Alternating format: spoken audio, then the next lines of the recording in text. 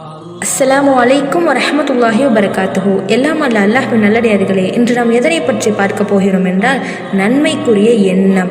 எந்த வணக்கமாக இருந்தாலும் நான் அல்லாஹுக்காக மட்டுமே செய்கிறேன், வேறு யாருக்காகவும் எதற்காகவும் செய்யவில்லை, அவனது கூலியை எதிர்பார்க்கிறேன் என்ற மன தூய்மையுடன் கூடிய எண்ணமே இஹ்லாஸ் ஆகும்.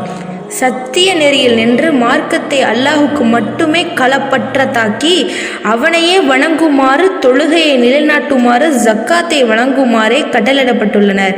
இதுவே நேரான மார்க்கம் என்று அல்லாஹ் ரப்புல் ஆலமீன் தன் திருமறையில் கூறுகிறான்.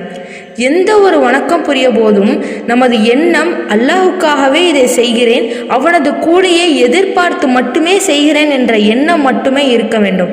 மன தூய்மையுடன் இறை திருப்தியை எதிர்பார்த்து செய்யப்படுகின்ற அமலை தவிர மற்றதை இறைவன் ஏற்றுக்கொள்ளப்பட மாட்டான்.